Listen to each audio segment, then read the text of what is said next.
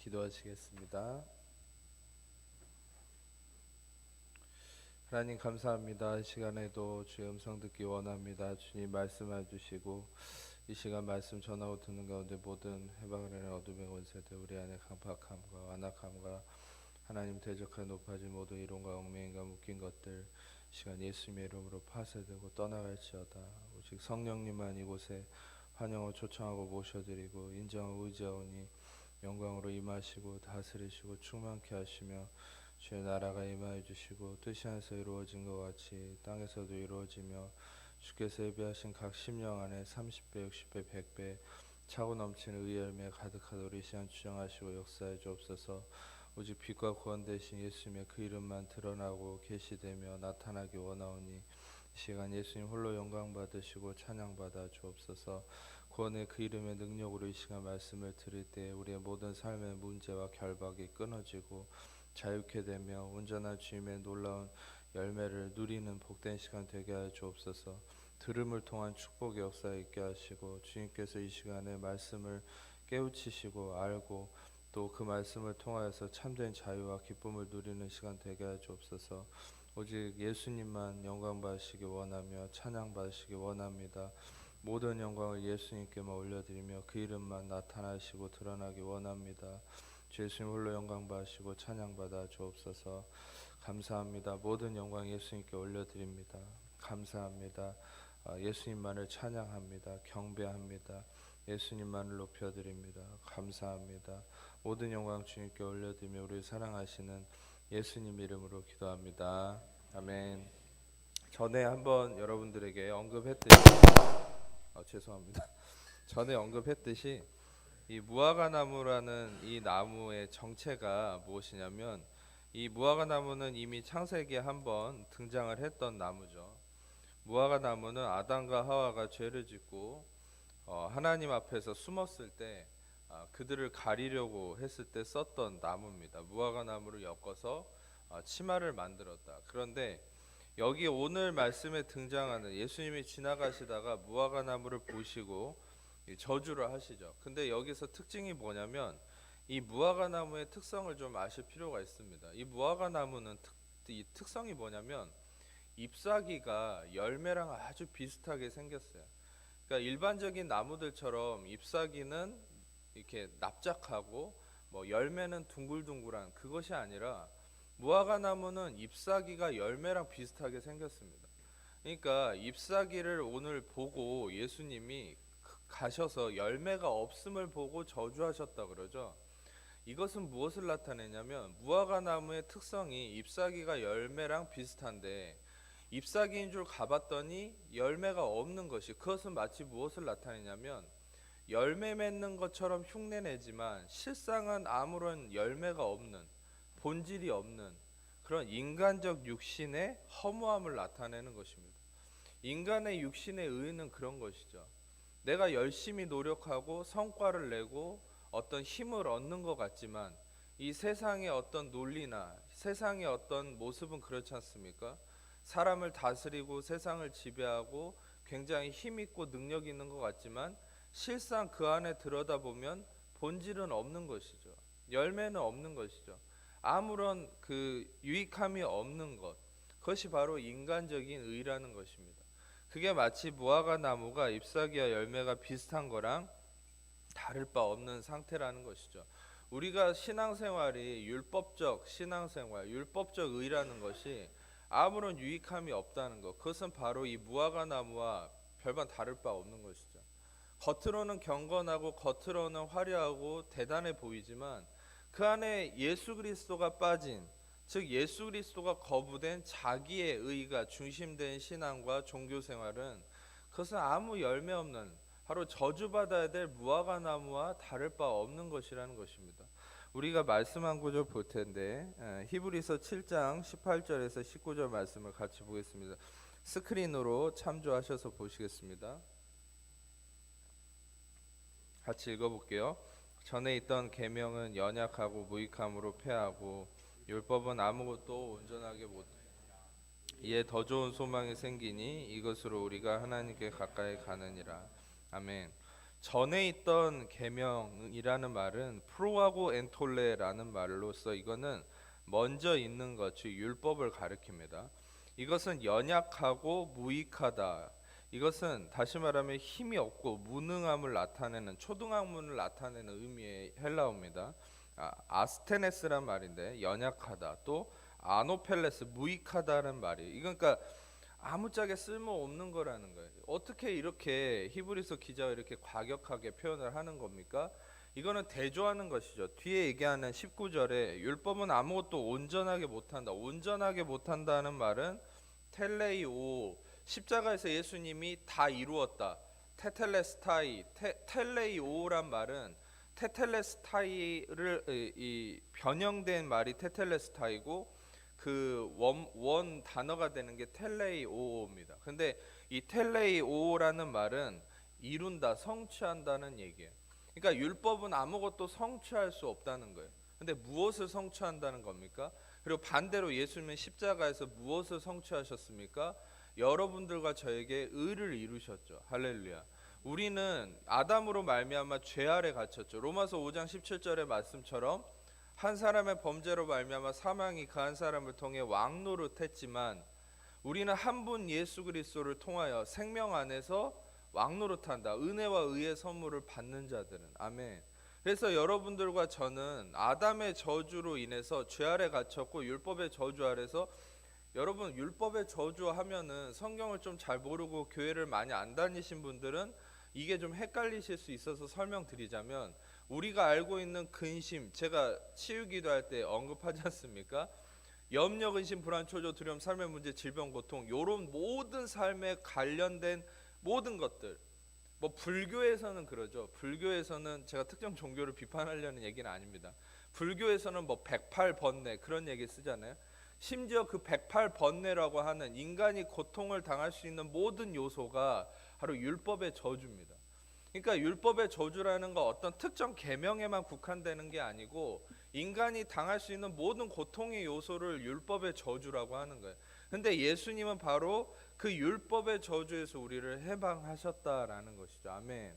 로마서 10장 4절에 무슨 말씀이 있습니까? 그리스도께서는 모든 믿는 자에게 의를 이루시기 위하여 율법의 마침이 되셨느니라. 아멘. 이런 말씀을 주시고 있죠. 율법의 마침이 되셨다. 그것은 뭐냐면 예수님도 복음서에 말씀하셨죠. 그 누구도 율법을 이룰 수 없다. 율법의 수호자라고 지칭하죠. 바리새인과 서기관들은 내가 율법을 지키겠다. 내가 율법의 수호자다.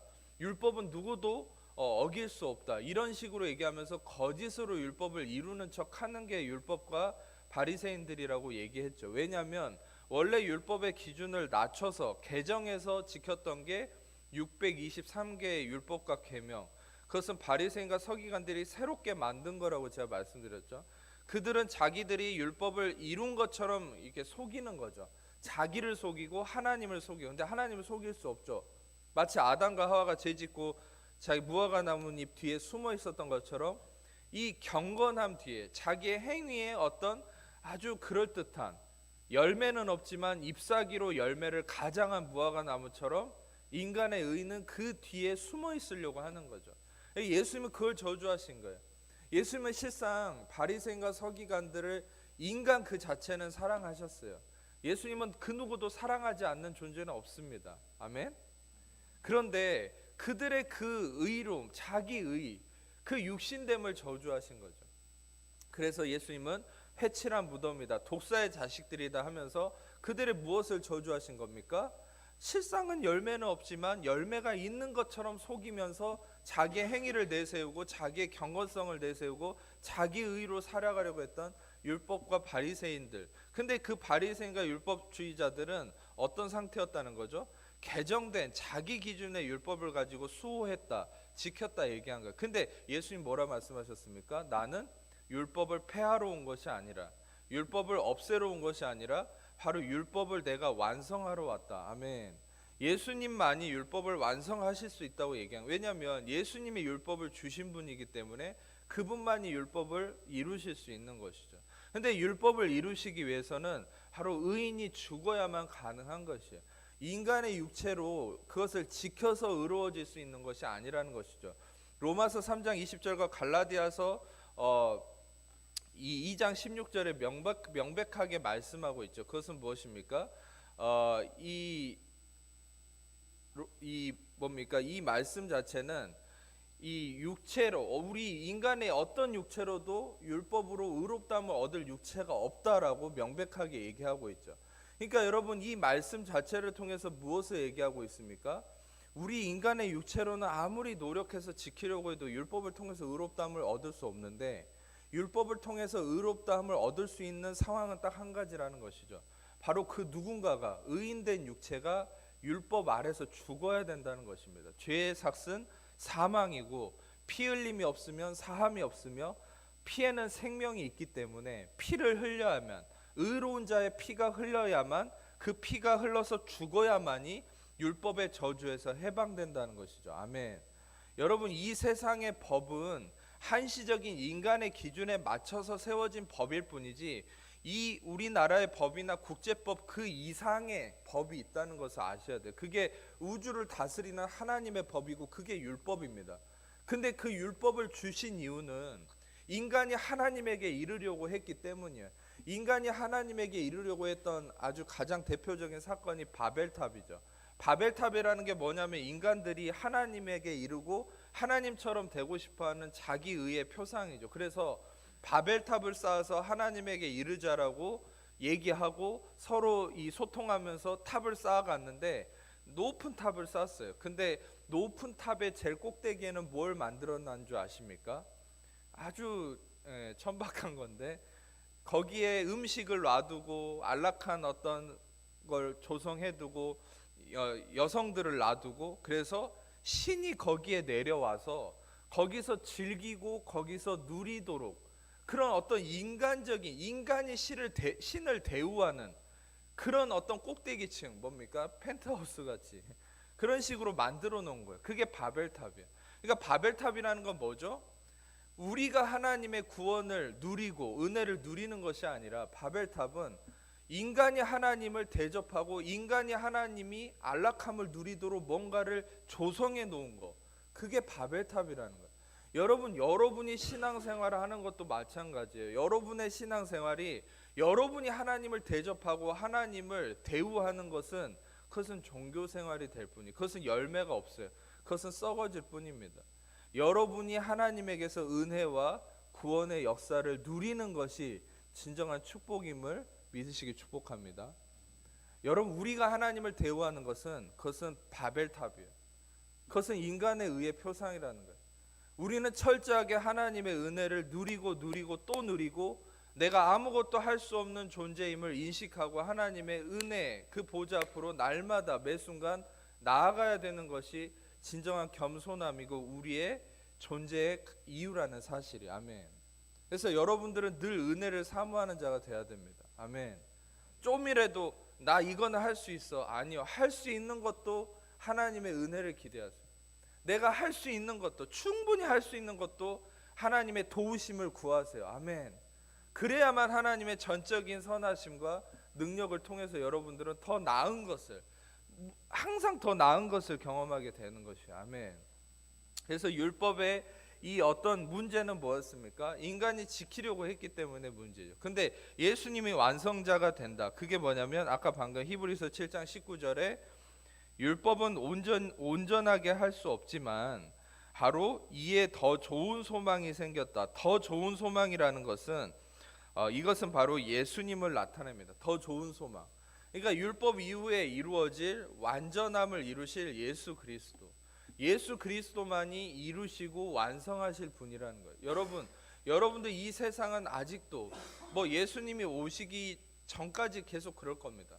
무언가를 항상 갈망하고 이루어주고, 여러분 물론 당장에 뭔가가 해결될 수 있는 부분은 있겠지만, 인간이 할 수 있는 것은 근본적으로 해결할 수 있는 것은 없어요. 항상 부족함이 생깁니다. 그렇기 때문에 우리는 온전한 우리의 소망은 예수 그리스도만이 우리의 소망이심을 기억하시길 축복합니다. 예수만이 여러분의 완전함을 이루실 분이라는 것이죠. 다시 말씀으로 돌아가서, 여러분 이 무화과 나뭇잎의 시작이 되는 것이 창세기 3장이라고 그랬죠. 창세기 3장 7절을 스크린으로 보시겠습니다. 창세기 3장 7절 같이 읽겠습니다. 시작.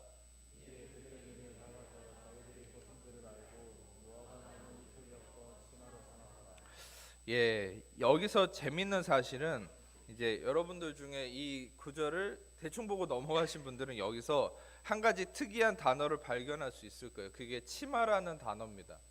그러니까 여기서 이제 보통 무화과 나뭇잎으로 아담과 하와가 자기의 수치와 두려움을 가렸다 이렇게 얘기하는데, 여기서 치마라는 단어가 참 의미심장한 단어예요. 그것은 뭐냐면 잎을 엮어서 치마로 삼았다고 그랬는데, 이것은 치마는 히브리어로 하고르라는 말입니다. 하고르라는 말은 아주 예상 외의 의미를 가지고 있어요. 이 하고르라는 히브리어는 단순한 치마가 아니에요. 이거는 허리띠라는 얘기입니다. 허리 덮개, 허리띠. 그러니까 허리띠를 삼았다는 거예요. 삼았다는 것은 make, 만들다, 뭔가를 행하다는 말이에요. 그러니까 아사라는 말인데, 근데 이것은 무화과 나뭇잎을 엮어서 허리띠를 만들었다는 것이죠. 여기서 여러분이 한 가지 아셔야 될 건, 이 말씀이 허리띠를 삼았다, 무화과 나뭇잎으로 허리띠를 삼았다는 것에서 이 새 언약의 말씀에 바울을 통해 하나님이 주신 새 언약의 진리의 말씀이 이 말씀에 대한 해결점이 되는 것이 있습니다. 그것이 에베소서 6장 14절입니다. 같이 읽겠습니다. 에베소서 6장 14절 시작.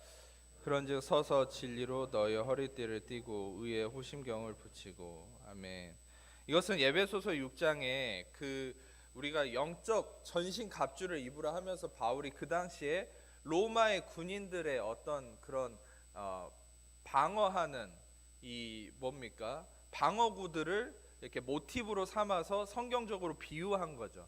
구원의 투구, 의의 호심경, 믿음의 방패, 성령의 검. 그런데 그 중에 하나가 뭐냐면 진리로 허리띠를 띄어야 된다. 그러니까 여러분, 중요한 것은 구약에서 아담은 죄 지었을 때 무화과 나뭇잎으로 자기 허리띠를 만들었죠.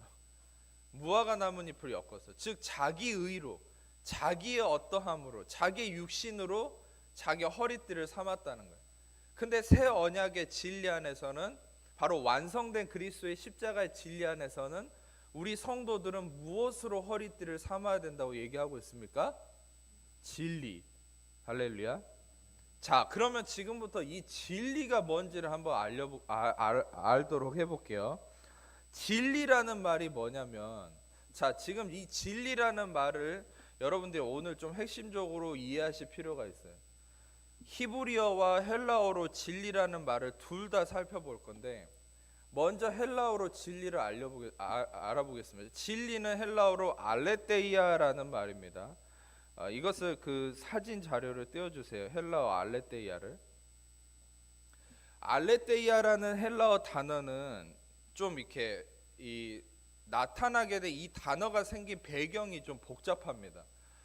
이 알레테이아라는 이 단어는, 헬라어는 실상 성경을 적을 때 신약 성경의 원본은 헬라어죠. 근데 이 헬라어 신약 성경을 적을 때 이 진리라는 단어를 무슨 단어로 표현을 할까 하다가 이 성경을 적는 사람이 이 알레테이아라는 이 헬라어 단어를 차용한 거예요. 그러니까 원래 진리는 알레테이아다 이게 아니라 진리에다가 알레테이아라는 단어를 차용해서 붙여 넣은 거죠. 근데 왜 알레테이아라는 단어를 이 진리라는 것에 차용했느냐, 지금부터 설명할 테니까 잘 들어보세요.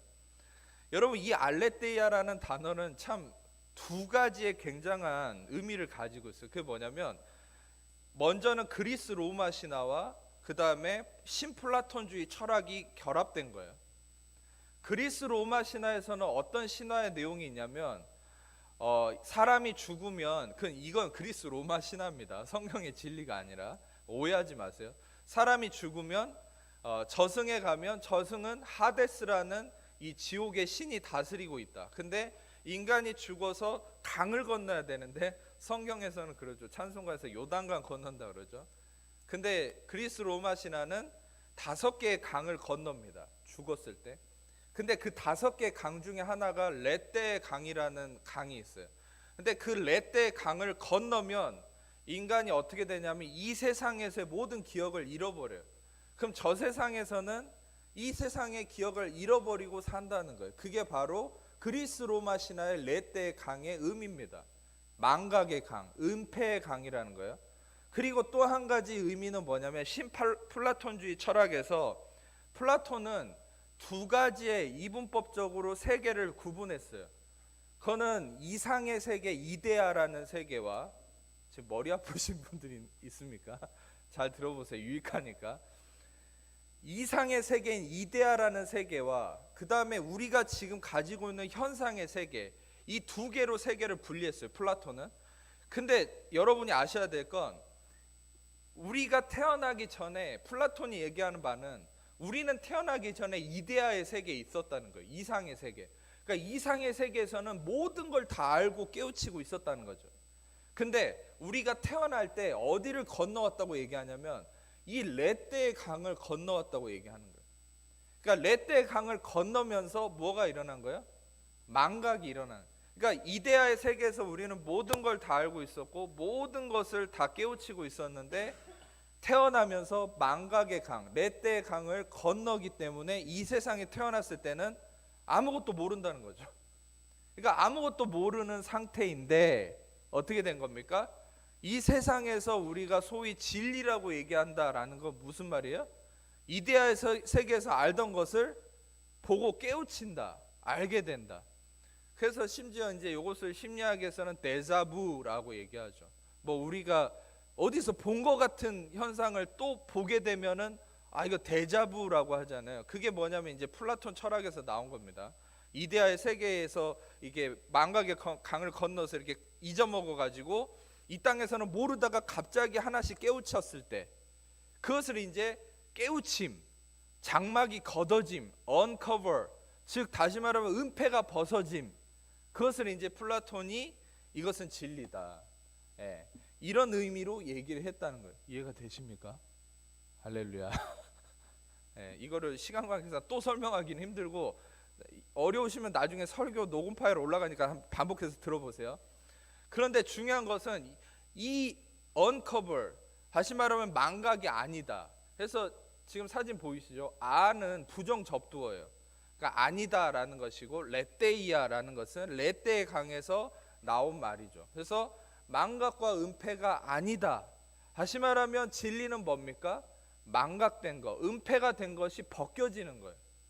그러니까 이거를, 이 의미를, 이 그리스 로마에서, 다시 말하면 이 그리스 로마 철학이 발달한 헬라 문화권에서 쓰여졌던 알레테이아라는 단어를 왜 성경을 쓸 때 진리에다가 붙여가지고 썼을까요? 그것은 바로 성경을 얘기할 때 이 의미를 뭔가를 설명하기 위해서 썼다는 것이죠. 이 말씀의 진리 안에서도 진리라는 것은 뭐라는 겁니까? 바로 은폐된 거, 잊혀졌던 거, 가려졌던 것을 드러내는 것이 진리의 의미라는 거예요. 진리는 참된 것이죠. 맞는 것이죠. 그러나 진리는 더 깊은 의미는 가려졌던 거, 망각되었던 것을 드러내는 것이 진리라는 거예요. 그게 성경학자들이 얘기하고자 했던 것입니다. 아멘. 그러면 이 하나님의 말씀에서 망각된 거, 가려졌던 무엇을 드러내려고 한 것일까요? 그래서 말씀을 또 같이 보겠습니다. 말씀은 우리 요한복음 5장 38, 39절입니다. 같이 읽겠습니다. 시작.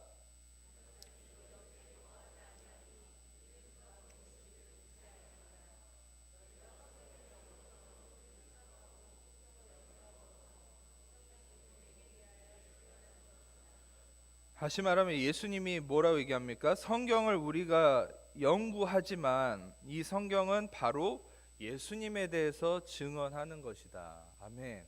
동일하게 우리가 누가복음 24장 27절 스크린으로만 보십시오. 같이 읽겠습니다. 시작. 이에 모세와 모든 선지자의 글로 시작하여 모든 성경에 쓴 바 자기에 관한 것을 자세히 설명하시니라.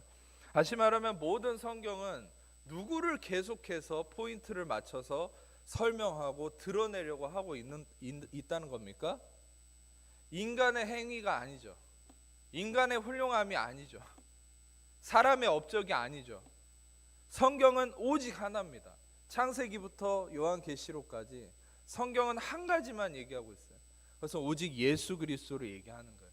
그리고 이 예수 그리스도를 uncover, 드러내는 거, 계시하는 거, 그것이 바로 진리 알레테이아라는 것입니다. 아멘. 그래서 예수님은 자신을 길이요 진리요 생명이라고 그랬죠. 다시 한번 요한복음 14장 6절 보여주세요. 스크린으로. 요한복음 14장 6절. 그냥 눈으로만 보세요. 예수께서 내가 곧 길이요 진리요 생명이라고 했죠. 예수님 자신이 진리라고 했습니다. 요한복음 1장 17절을 이제 스크린으로만 보세요. 요한복음 1장 17절. 율법은 모세로 말미암아 주어졌지만 은혜와 진리는 예수 그리스도로 말미암았다. 그러니까 은혜와 진리가 전에 얘기했지만 두 개 있으면 복수인데 여기서 헬라어나 영어도 단수 동사로 쓰였어요. 그건 뭐냐면 은혜와 진리가 한 개로 친다는 겁니다. 그러니까 두 개이지만 복수 동사가 아닌 단수 동사가 왔다는 것은 은혜와 진리가 하나이고 은혜가 진리고 진리가 은혜예요. 아멘. 그리고 여기서 말미암아 왔다라고 얘기할 때 이것은 기노마이라는 헬라어를 쓰는데 이 기노마이는 뭐냐면 존재하게 되었다라는 거예요. 그러니까 이 은혜와 진리가 바로 예수 그리스도 그 자체라는 것입니다. 아멘. 아멘.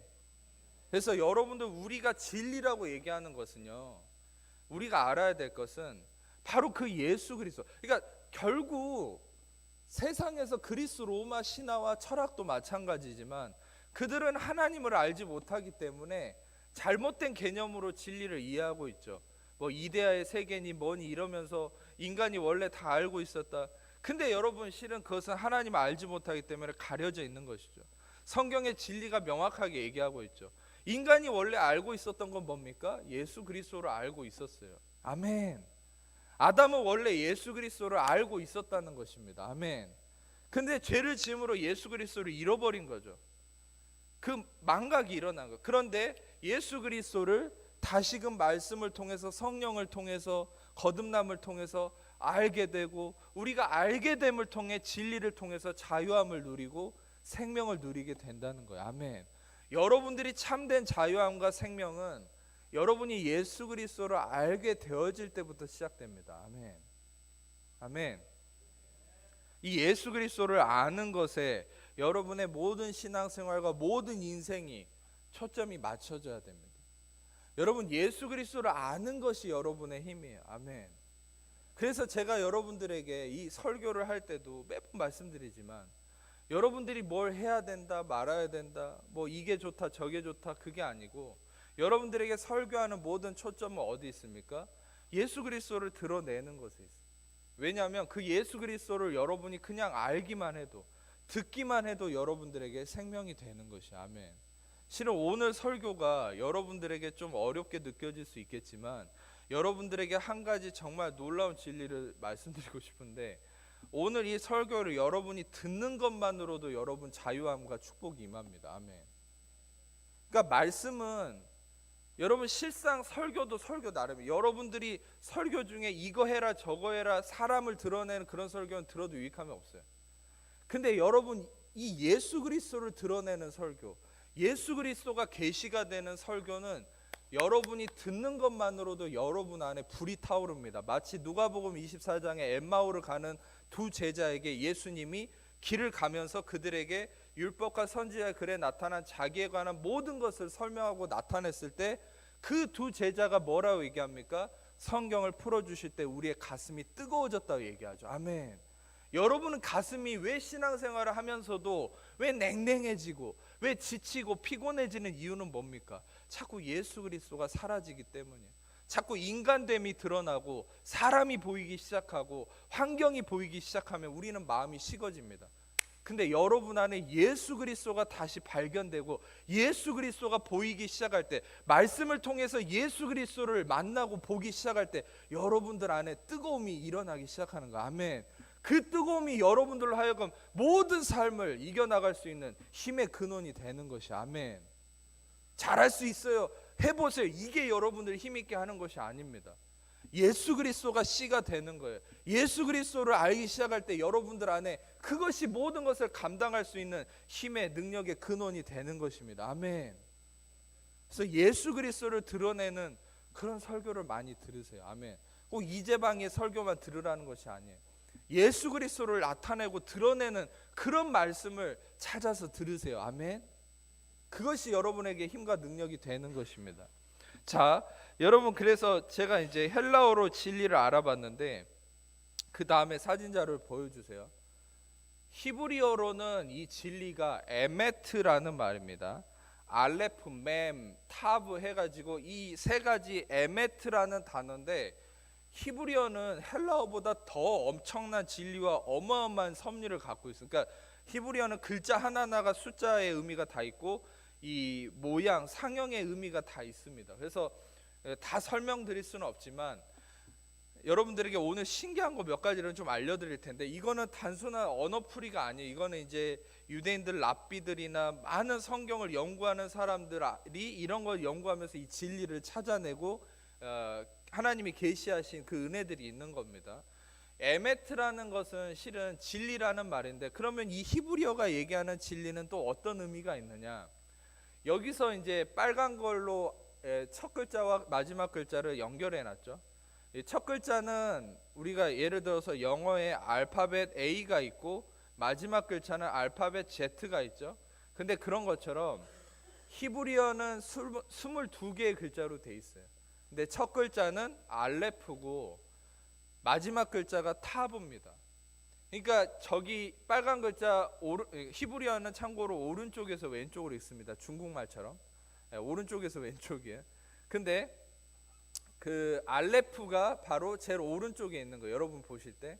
그래서 이 알레프가 첫 글자예요. 그리고 빨간 거 오른쪽이 타브가 마지막 글자입니다. 여러분 여기서 이제 시간 관계상 빨리빨리 설명하자면, 예수님이 자신을 뭐라고 설명하셨죠? 알파요 오메가라고 그랬죠. 자신이 처음과 마지막이라고 하셨어요. 근데 여러분 아셔야 될 건, 예수님이 내가 알파와 오메가라고 얘기할 때 누구에게 얘기하셨습니까? 성경을 좀 아신 분들은 누군지 아시죠?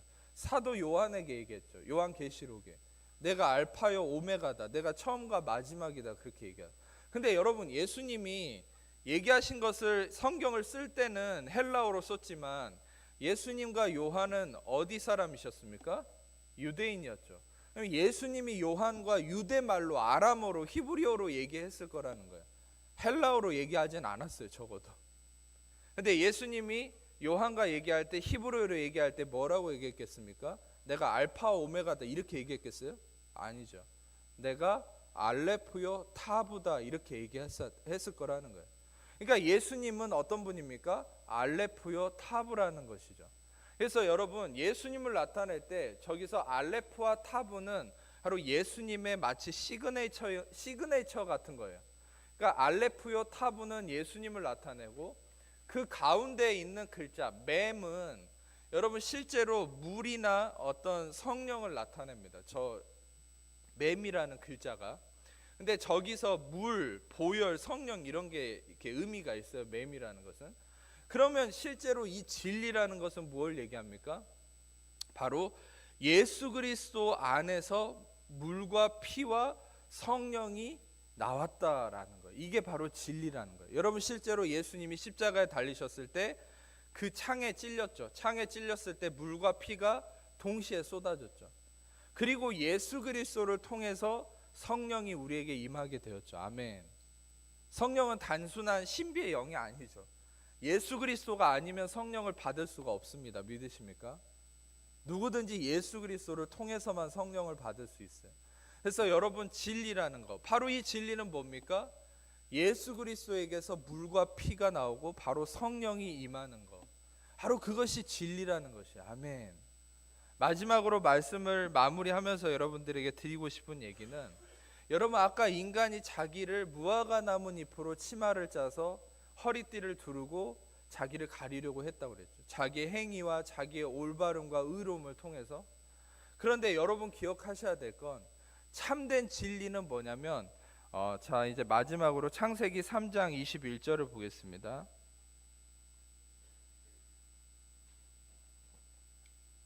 읽겠습니다. 시작.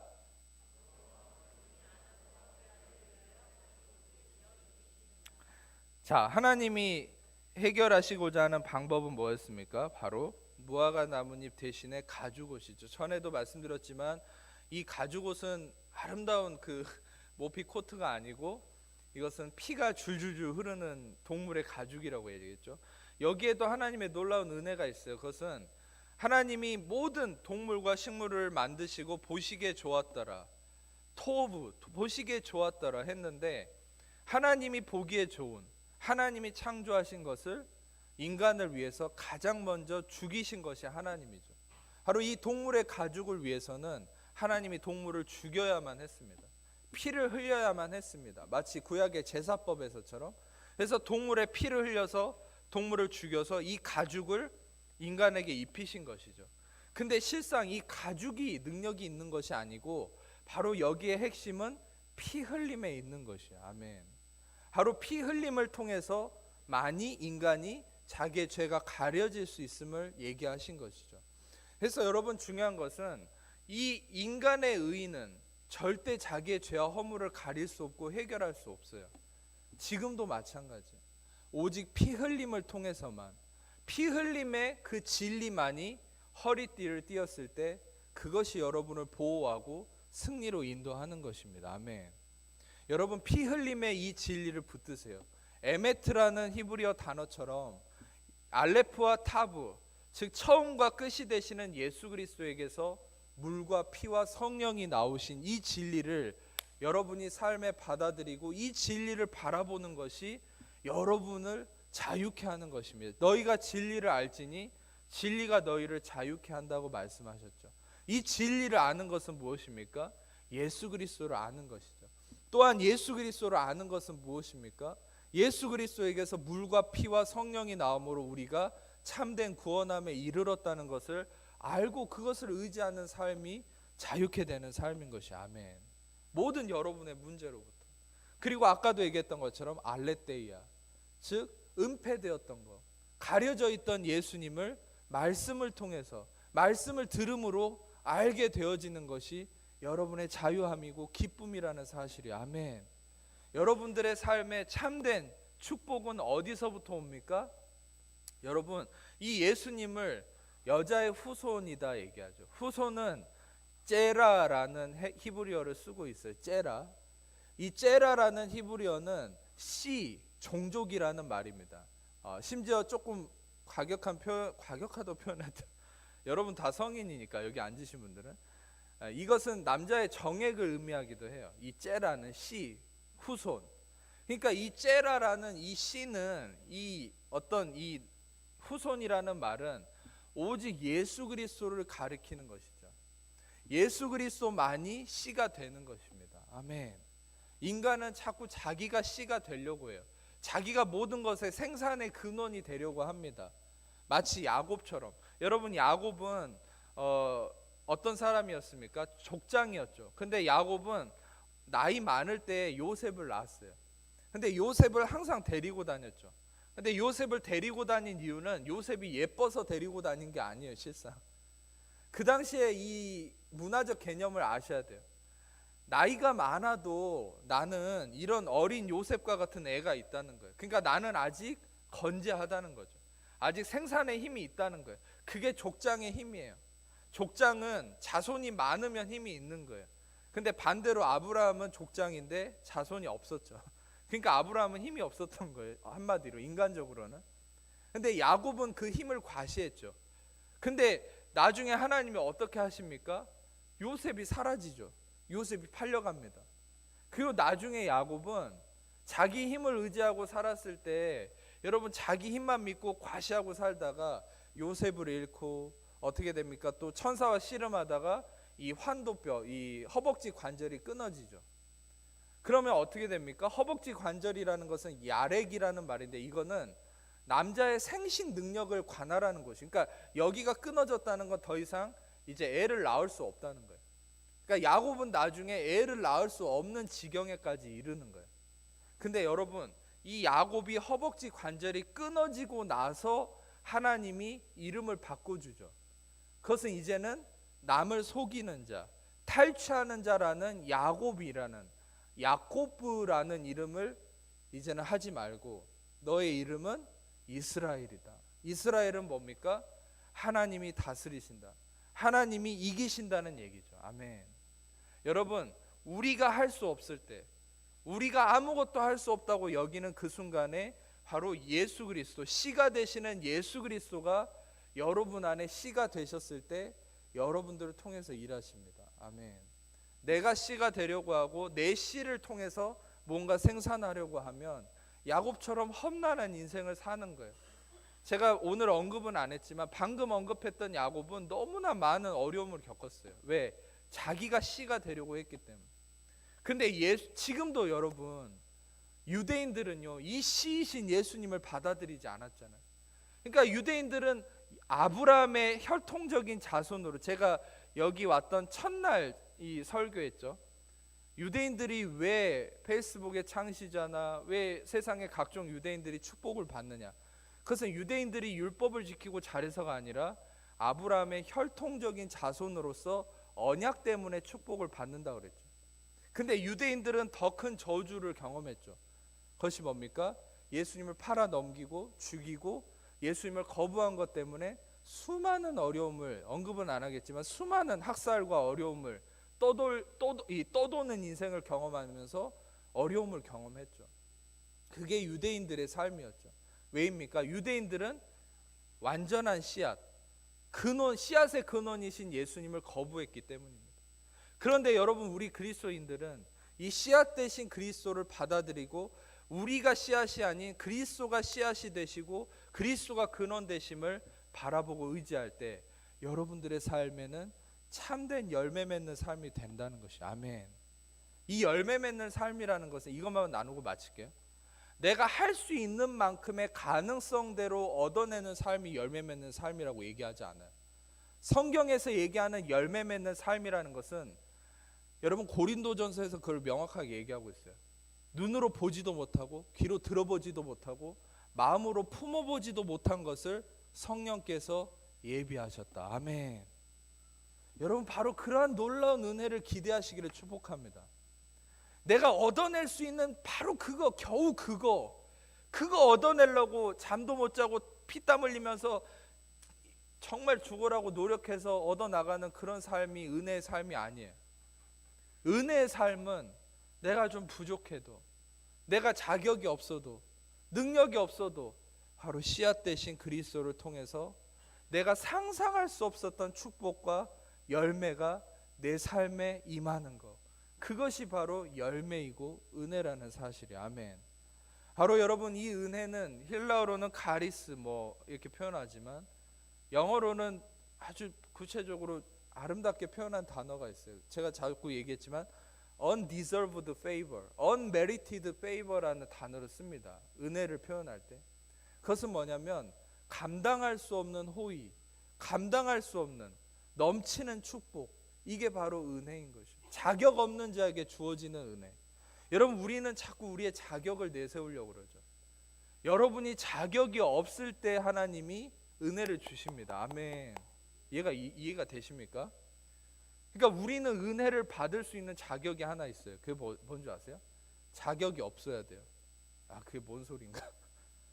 자격이 없는 것이 자격입니다. 할렐루야. 세상은요, 축복을 받으려면 자격이 있어야 되잖아요. 어떤 스펙이 돼야 되고, 돈을 받으려면 또 뭔가 얻어내려면 뭔가 성과가 있어야 되고. 아니요, 하나님 나라의 자격은 그게 아니에요. 하나님 나라의 자격은 여러분이 행위적으로 아무 자격이 없어야 돼요. 내세울 게 없어야 돼요. 아멘. 여기서 본인이 뭔가 내세울 게 있다고 생각하시는 분 있습니까? 내가 조금이라도 하나님 앞에, 그러면 그 내세울 게 있다고 얘기하는 그것만큼밖에 내 인간적인 열매를 경험할 수밖에 없어요. 하나님이 주시는 은혜는 막힙니다. 내가 내세우는 게 있을수록. 네, 여러분 기억하세요. 여러분이 아무것도 내세울 게 없다고 여기는 순간, 그 순간에 예수님을 의지할 때 예수님은 여러분의 모든 것이 되십니다. 아멘. 그것이 바로 죄인과 세리와 창녀들이 예수님을 통해서 전적인 치유와 능력을 경험한 바로 그 이유예요. 그들은 아무것도 내세울 수 없었지만 예수님에게 나아갔을 때 예수님 당신만이 나의 구원입니다. 예수님 당신만이 나의 자격이 되십니다라고 간절히 고백했을 때 어떤 일이 일어났습니까? 전적인 치유와 구원이 일어났다는 사실이에요. 아멘. 여기 열심히 시험 공부하는 사람들 있죠. 국기검 시험 보고, 또 지휘관분들은 부대 관리 열심히 해야 되고, 또 학생들은 열심히 성과를 내야 되고. 여러분 기억하세요. 여러분의 부족함을 자꾸 채우려고 노력할수록 여러분들이 더 자괴감을 느낄 수 있어요. 여러분 중요한 것은 여러분의 부족함을 하나님 앞에서 겸손하게 인정하고 예수님을 바라보세요. 예수님이 여러분의 완전함이 되심을 바라보세요. 부족함을 보지 말고 완전하신 예수님을 바라보세요. 아멘. 그러면 예수님이 여러분의 진짜 완전함이 되셔서 여러분에게 열매를 이루십니다. 아멘. 여러분이 오늘 이 말씀을 통해서 참된 열매가 이루어지는 축복 있기를 축복합니다. 기도하겠습니다.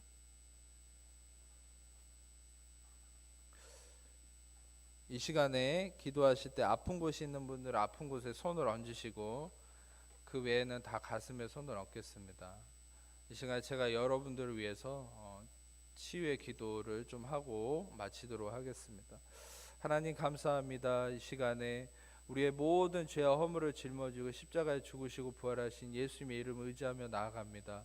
우리의 모든 씨앗이 되시고 열매의 근원이 되신, 뿌리가 되신, 포도나무가 되신, 진리가 되신 예수님만을 의지하며 나아갑니다. 이 시간 죽으시고 부활하신 예수님의 이름으로 명하는 것은 이 시간 하나님의 자녀를 묶고 얽매이게 하고 힘들게 하는 모든 염려, 근심, 불안, 조조, 두려움, 삶의 문제, 질병, 고통, 마귀의 얽매임과 묶인 것들, 더러운 것들, 이 시간에 모든 잘못된 습관들, 이 시간에 죽으시고 부활하신 예수님의 이름으로 명하는 하나님 자녀들에게서 떠나갈지어다. 예수님의 이름으로 모든 묶임 풀릴지어다. 자유케 될지어다. 이 시간에 머리끝부터 발끝까지 예수의 보혈의 피를 바르고 덮습니다. 주의 영광으로 임하시옵소서. 다스리시고 충만케 하시고 주의 참된 평강이 임함으로 그 평강으로부터 치유와 구원의 역사가 넘쳐나고 나타나게 하여 주옵소서. 오직 빛과 구원 되신 예수의 이름만을 나타내고 의지합니다. 예수의 이름으로, 예수의 이름 모든 묶임은 풀릴지어다. 자유케 될지어다. 얽매임은 끊어질지어다. 모든 신경, 세포, 조직, 면역체계 예수의 이름으로 혈관, 근육 온전케 될지어다. 관절 온전케 될지어다. 허리의 통증 예수의 이름으로 사라질지어다. 모든 머리의 문제 예수의 이름으로 사라질지어다. 떠나갈지어다. 마음의 근심, 고통 예수의 이름으로 떠나갈지어다. 관계의 끊어짐, 관계의 아픔들 예수의 이름으로 회복될지어다. 온전케 될지어다. 모든 것들 주님 다스려 주옵소서. 우리의 씨앗 되신 예수님만을 찬양합니다. 영광 받아 주옵소서. 감사 찬양 올려드리며 우리를 사랑하시는 예수님 이름으로 기도합니다. 아멘. 이 시간에